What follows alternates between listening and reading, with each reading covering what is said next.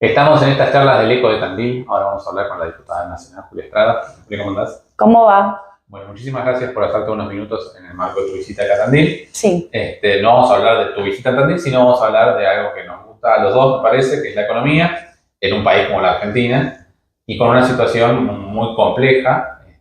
Ustedes están debatiendo por estos momentos el presupuesto 2025.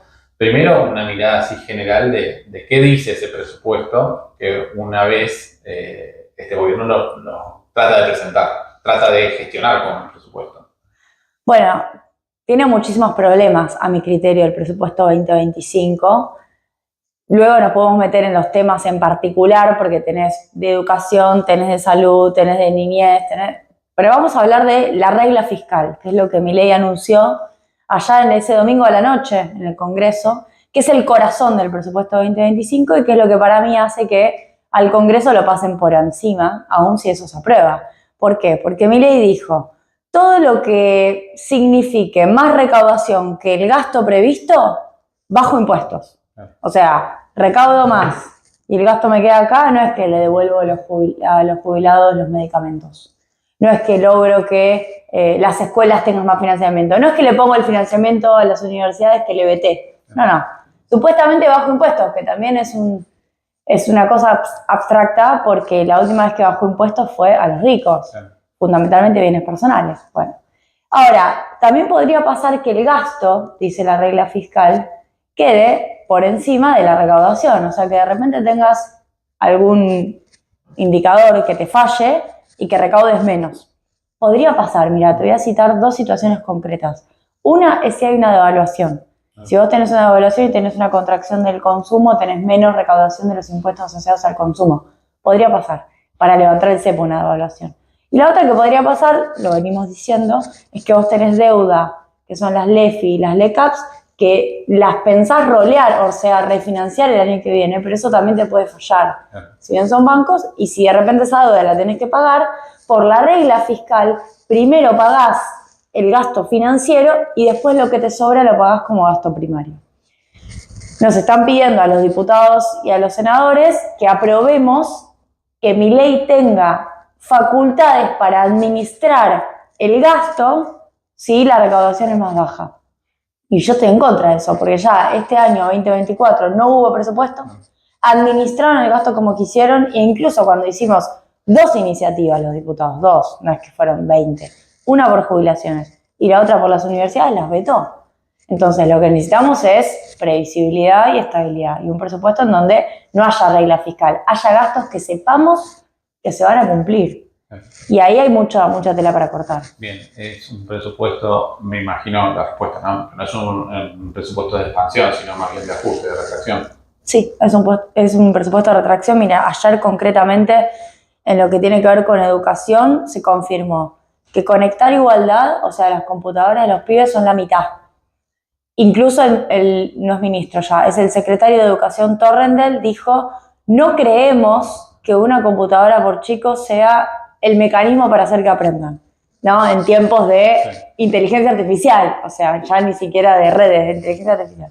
Confirmaron que todo lo que es beca Progresar queda ajustada, porque dijeron que la aumentaban a 35 lucas a la beca Progresar, pero al final siguen 23.000 pesos. Desaparece una gran cantidad de programas, que si te pongo a mencionar es aburrido, pero desaparecen muchas cosas que hacen a educación. Y ni hablar que el presupuesto para las universidades queda 66% más bajo que el de 2023, porque la comparación que hay que hacer, vos me vas a saber entender, es lo que se gastó en el 23 con lo que se va a gastar en el 2025, porque en el 24 no hubo presupuesto. Hubo una prórroga y se ejecutó menos. Entonces, si vos me comparás el 2024, que fue un desastre, con el 25 y me decís, no, pero en el 25 recuperamos, no sé, 5%. Bueno, no me estás diciendo mucho. 5% respecto de la miseria que gastaste este año. Yo quiero saber respecto del 23, respecto de lo que se estaba gastando. Y me imagino también que, obviamente, no solamente en educación, sino que hay muchas áreas sensibles que por ahí están siendo ajustadas. ¿Hay alguna cosa que por ahí, como vos decís, a veces aburre la cuestión económica, pero la comunidad también tiene que saber e informarse sobre algunas temáticas. Bueno, cuando vino la secretaria de Niñez, Nano Lembo, que viene luego de que sale de la torre por el escándalo de corrupción que tuvo Petovelo. Petovelo nunca vino al Congreso, de paso, nunca vino. Pero vino la actual Nano Lembo y confirma, por ejemplo, que varios de los programas relevantes que hacen a niñez no están más. Uno es muy conocido, la famosa Ley Brisa, que hace a los hijos, las hijas víctimas de femicidios o madres, bueno, directamente no la podemos encontrar. Ley Lucio, que yo también lo estuve planteando mucho porque fue una ley votada por Milei, votada por Villarroel, votada por Espert. Y tuvo 228 votos a favor, nadie estuvo en contra. Bueno, consideran que está ideologizada y la eliminan. Y así con una gran cantidad de partidas que hacen a alimentos. Lo más importante que hacen los alimentos para comedores deja de estar porque ellos no creen en el reparto de comida. Estamos planteando siempre, pensando para la gente, el 2025, pero todavía estamos en octubre del 2024. ¿Cómo es la situación a hoy para si ustedes pueden pensar el 2025?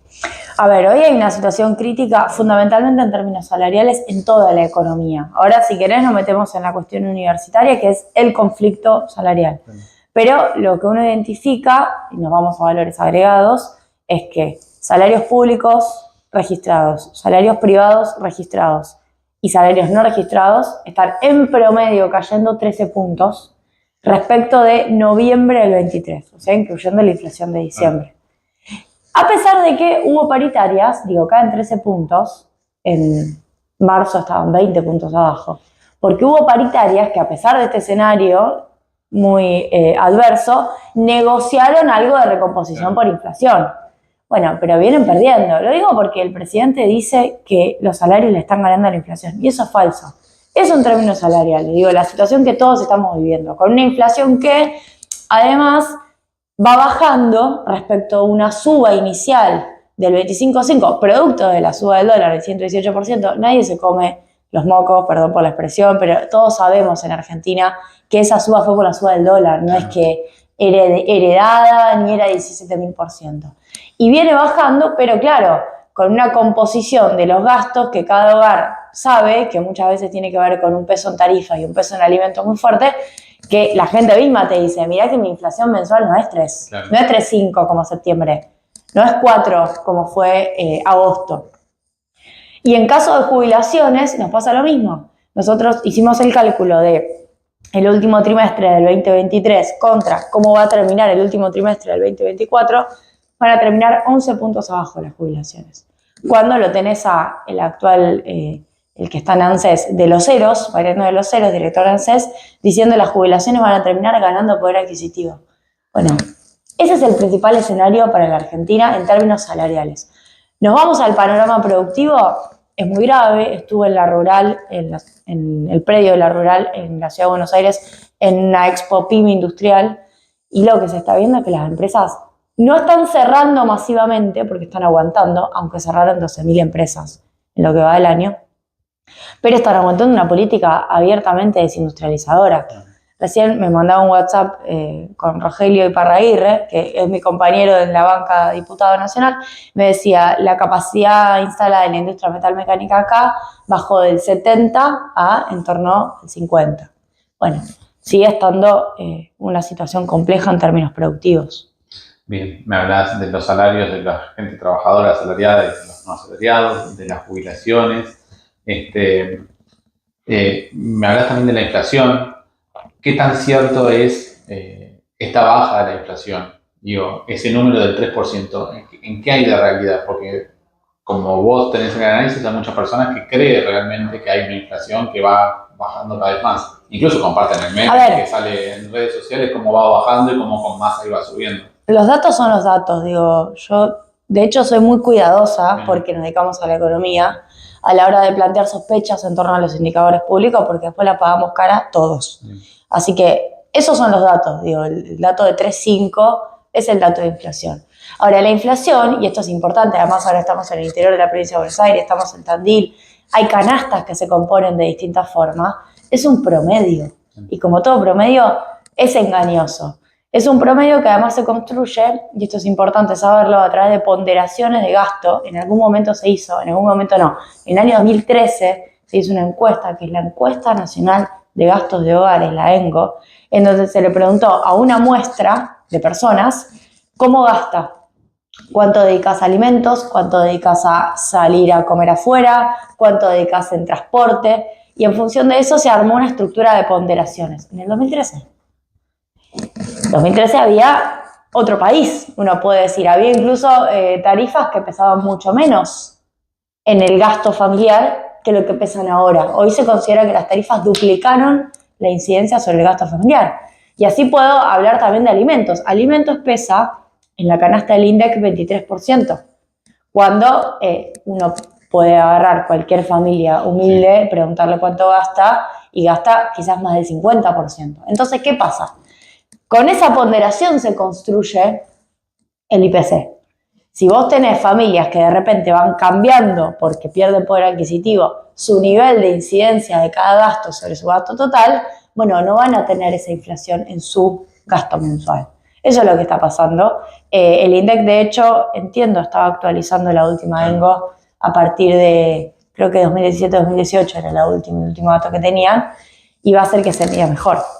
¿Qué pasa con cada vez que leemos que los grandes empresarios sí apoyan? ¿Qué hay detrás de eso? Digo, ¿por qué son los grandes que se benefician con todas estas políticas?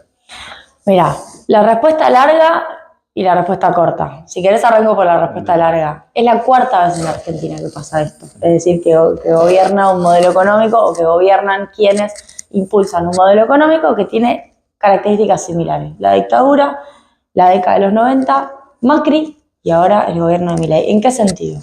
En que son gobiernos que abandonan una idea de soberanía, en el sentido más explícito, digo, lo de Milei es explícito, ya con las Islas Malvinas y con lo que significan las bases militares nos alcanza, pero también en términos de soberanía económica, tecnológica, intervenir a Arsat y desguazarla y pretender, como decía el secretario de Educación ayer, que se contraten las escuelas rurales a través de Starlink, de Elon Musk, es abandonar soberanía tecnológica. Bueno, se abandona soberanía, se toma deuda. En el caso de Milei no está pasando eso todavía, pero hay una búsqueda del financiamiento del Fondo Monetario Internacional. Esa deuda en general no viene a resolver los problemas estructurales de la Argentina, porque uno no está en contra de que te presten plata. El problema es que te la prestan, pero no la usas para lo que tenés que usar. Pasó en la dictadura, pasó con el menemismo, pasó con Macri, volvería a pasar.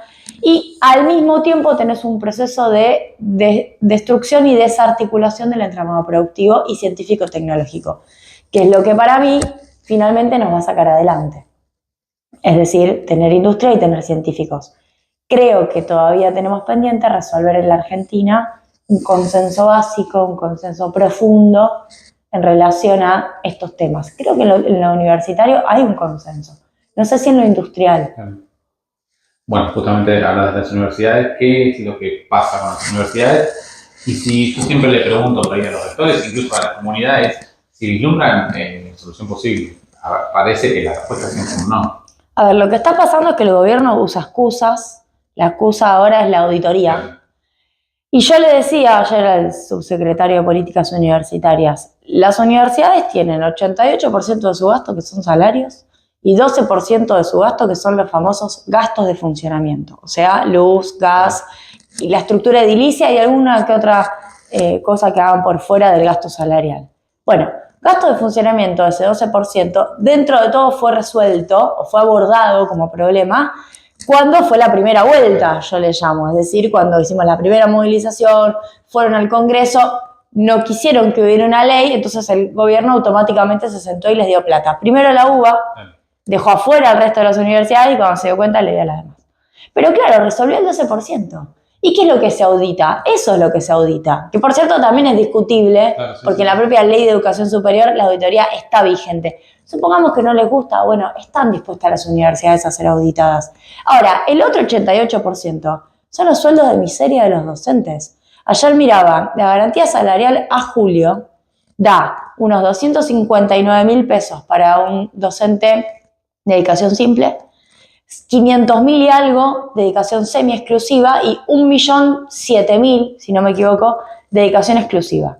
A eso, obviamente, le podés agregar antigüedad. Supongamos que la antigüedad es un 25% para una dedicación exclusiva. 1.300.000 pesos.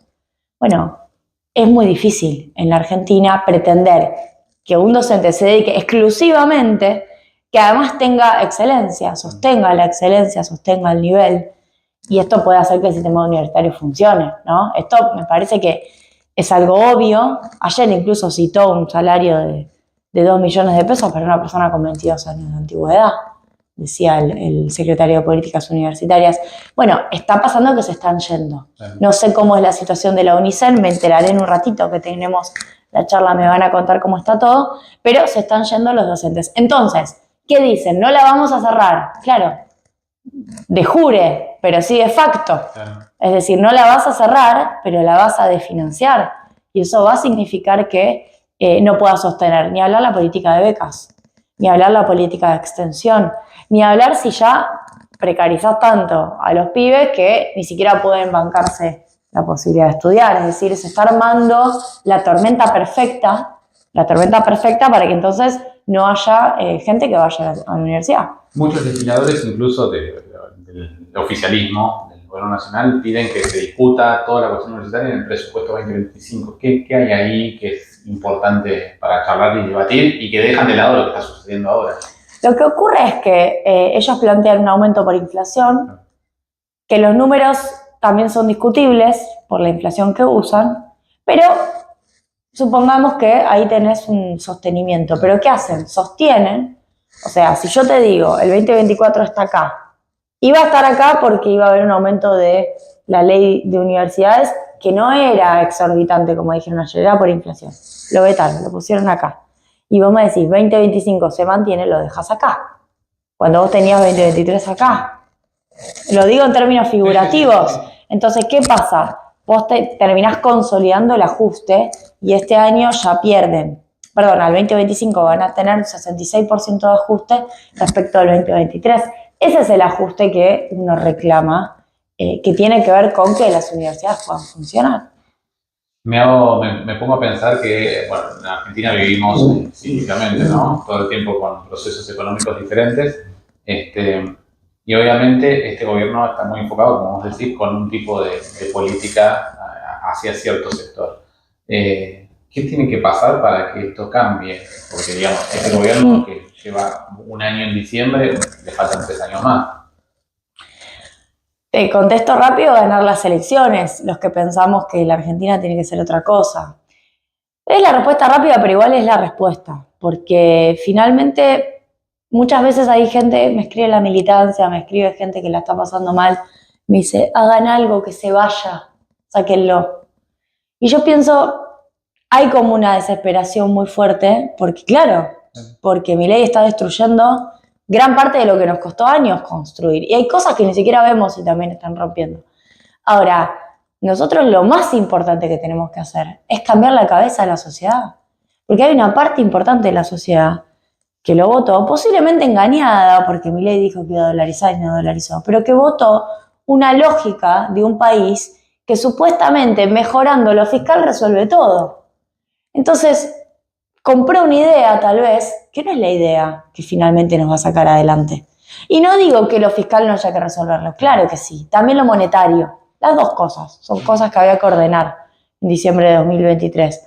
Ahora, si vos no resolvés tu soberanía en términos de deuda, en términos de dólares, tu balanza comercial, ahora voy a hablar en el Congreso de Relaciones Internacionales de la balanza comercial, si no resolvés eso, y si no tenés otro tipo de soberanía, ¿de qué país estamos hablando? Creo que si no le ganamos la cabeza a la gente, en relación a un país industrial también, no sirve mucho pretender que se vaya, que se quede, que esté, que no esté. Lo que sirve es que los argentinos nos pongamos de acuerdo qué país queremos. Eso es lo que me parece que está faltando y que lamentablemente en el 23 votaron ir de nuevo para atrás. ¿Y Milei resolvió lo fiscal y lo monetario o lo está empeorando en tu concepción? ¿O por qué él piensa que lo estaría mejorando? Es relativa a su resolución. Bien. Primero porque no es sostenible en el tiempo. O sea, vos no podés, es como las 3 patas de la mesa. Vos no podés resolver 2 y después tener que devaluar o tener que ir y pedirle por favor un ripo, como dice él, por el oro o un ripo por activos en dólares para poder resolver el frente externo. Vos tenés que resolver las tres cosas, lo fiscal, lo monetario y lo externo. Lo externo él lo niega, no lo dice. O peor, va a terminar dependiendo de vaca muerta. Ahora vamos a lo fiscal y a lo monetario. Lo fiscal sí, claro, que lo resolvió en términos del Excel. Dejó a todo el mundo afuera. Sí, o sea, si lo vamos a mirar solamente con los números, ajustó jubilaciones, ajustó universidades, paralizó la obra pública, eliminó las transferencias a las provincias, a las cuales ahora les está exigiendo, entre ellas nuestra provincia de Buenos Aires, que se hagan cargo de cosas que el gobierno nacional no se quiere hacer cargo, con la coparticipación intacta, por cierto, el reparto de cuánto queda de provincias y nación en recaudación intacto. Bueno, sí, si lo querés mirar en el Excel, lo resolvió, dejando un país en un tendal. Vamos a lo monetario. Es más discutible lo monetario, porque ahí lo que tenías es LELIQs, letras de liquidez, que tenía el Banco Central con los bancos, y decide que el Banco Central limpie su hoja de balance, es decir, las deje de tener, se las desprenda, pero ¿quién las toma? El Tesoro, a través de LECAPs, que también son letras, nada más que son del Tesoro, las otras eran del Banco Central, y a través del LEFI, ¿no? Las LEFI, que son otras letras fiscales de liquidez, reemplazan unos títulos SAR. Entonces hoy tiene el Banco Central, LECAPs y LEFI, que suman, no lo mismo porque hubo una devaluación en el medio, pero que suman lo que tenía el Banco Central en la LELIQs. Entonces, ¿qué es eso? Ahora es deuda que la tenemos que pagar los argentinos. Y en algún momento una parte del superávit, una parte de lo que no fue a las universidades, va a ir a pagar esa deuda. ¿Cómo se hubiera resuelto de otra manera? Bueno, el Banco Central tiene esos pasivos remunerados, los tenía, ya no los tiene más, en virtud de que hay plata estancada, hay plata que no circula, el de la esterilización por una economía que había sido expandida con emisión monetaria producto de la sequía y que se habían esterilizado esos pesos. Bueno, ¿qué tenés que hacer? Expandir genuinamente la demanda de dinero.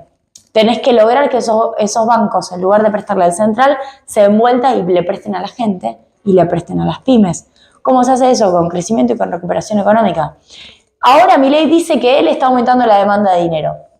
Todavía no se ve. Y encima a la gente o la gran mayoría de las personas, ¿no?, que piensan en esto de, bueno, ¿cuándo será la salida del cepo? ¿Cuándo voy a poder comprar los dólares? ¿Y cuándo finalmente me van a bajar los impuestos? Que son como los grandes latiguillos que usa no solamente el presidente, sino también su equipo de gestión. Bueno, lo del cepo, yo no sé cuánta gente de a pie hoy se hace la pregunta. Recuerdo que cuando Macri ganó, en diciembre de 2015, había mucha gente porque había otro poder adquisitivo.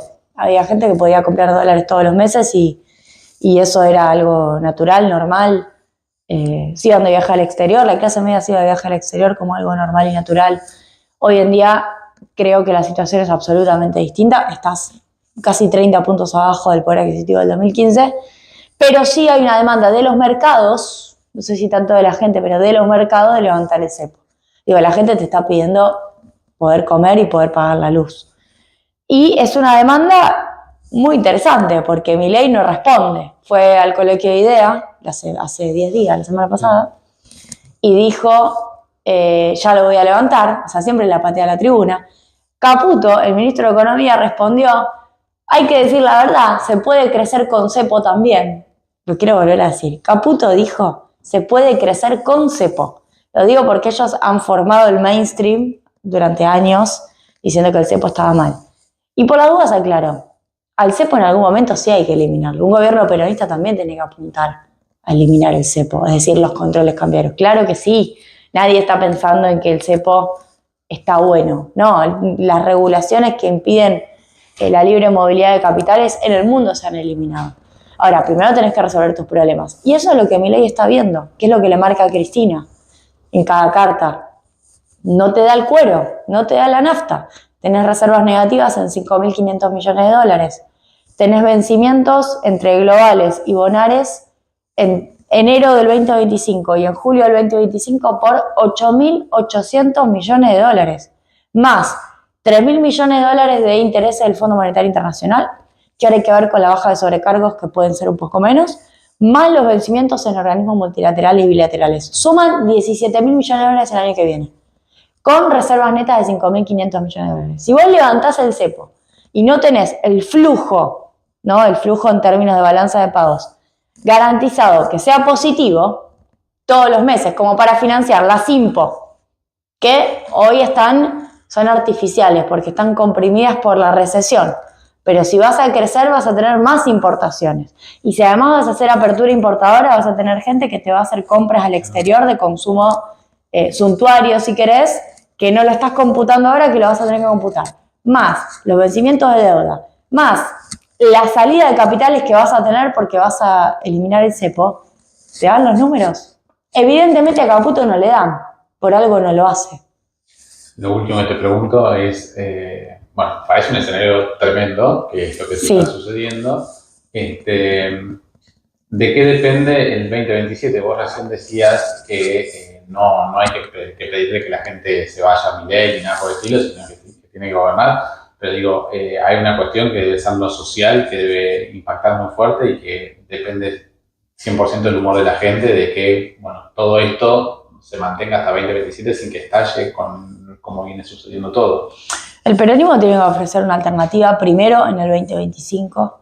Creo que lo que está pasando con la fragmentación política en todos los partidos, esta semana se rompió el bloque de la Unión Cívica Radical, la propia Libertad Avanza tiene sus discusiones internas, pero lo que digo es, primero hay que ofrecer una alternativa clara.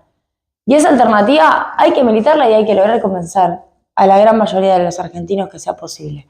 Con industria, con ciencia y tecnología, con universidades y seguramente con una senda de ordenamiento macro, fiscal, monetario, pero que esa excusa no te signifique dejar a un pueblo afuera.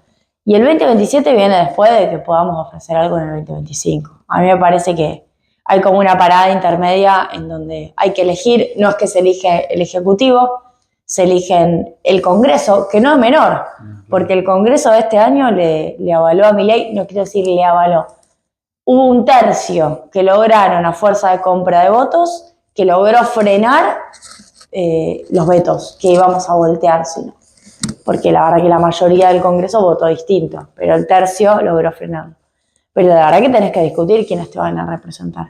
Y en ese sentido, la discusión que nosotros estamos teniendo adentro del Partido Justicialista, con Cristina, proponiendo eso, porque seguramente nos van a escuchar personas que no tienen que votar en el PJ, o sea, que no están afiliadas o que quizás piensan distinto o lo que fuere, y me van a decir, bueno, es la discusión del peronismo. Más o menos. Es la discusión del peronismo, pero es la discusión de la Argentina. ¿Por qué? Porque el peronismo, como la principal fuerza política del país, tiene que poder ofrecer un rumbo claro, quiénes son sus dirigentes y fundamentalmente qué país quiere. Vos no podés tener diputados que ganan con los votos del peronismo avalando el veto a las universidades de Milei. Porque si tenés eso, evidentemente a tu partido le falta ordenamiento y conducción. Entonces, eso es lo que plantea Cristina y obviamente me parece que es la candidata para estas elecciones del PJ, pero también es un debate dentro del radicalismo. Los radicales están diciendo lo mismo. ¿Qué es el radicalismo? Sí. Ir a comer asados con Milei después del veto a los jubilados. Eso no es el radicalismo. Bueno, me parece que es un momento, le voy a robar a Milei, principio de revelación. Yo digo que las votaciones en el Congreso fueron principio de revelación de quién es quién y dónde está cada uno, no de dónde vino, porque vinieron de lugares en donde se supone que tenían que comportarse distinto y ahora hay un principio de revelación donde vimos qué quiere jugar cada uno y me parece que la gran mayoría de la sociedad en un balotaje uno opta, no elige. Eligió en aquel entonces eso, pero hoy la gran mayoría de la sociedad estoy convencida que no acompaña estas medidas. Tendrá sus dudas respecto de cuál es la alternativa, pero estoy segura que no está convencida de que este es el camino. Así que bueno, tenemos que trabajar mucho. Julia, muchas gracias. Gracias. Julia Estrada en estas charlas del Eco.